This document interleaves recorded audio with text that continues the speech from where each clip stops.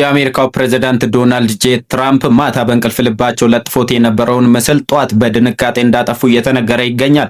ትራምፕ እሁድ ምሽት ለጥፎት የነበረውን አነጋጋሪ ምስል ዛሬ ጧት ከእንቅልፋቸው ስነቁ እንደሰረዙ እየተነገረም ይገኛል። ፕሬዝዳንት ዶናልድ ትራምፕ ራሳቸውን እንደ ፈዋሽ መሲህ አድርጎ የሚያሳዩትና በብዙዎች ዘንድ ከፍተኛ ተቃውሞ ያስነሳባቸው የኤአይ ምስል ከገጻቸው ላይ አንስተዋል። ትራምፕ እሁድ ምሽት ላይ በትሩዝ ሶሻል ገጻቸው ላይ ራሳቸውን በመለኮታዊ ብርሃን ታጅቦ የታመሙ ሰዎችን ሲፈውሱ የሚያሳይ ምስል አጋርተው ነበረ። ምስሉ ከኮንዘርቫቲቭ ጭምር እንደዚሁም ደግሞ ከፕሮቴስታንቱና ከካቶሊኩ ዓለም ፈጣሪን መድፈር ነው የሚል ጠንካራ ወቀሳ አስከትሎባቸዋል።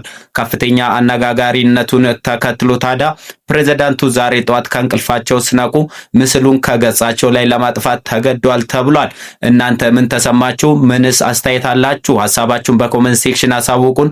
ፎሎ፣ ላይክ፣ ሼር እያደረጋችሁ ቤተሰብ ሁኑ። አዳዲስና ወቅታዊ መረጃዎችን ታገኛላችሁ።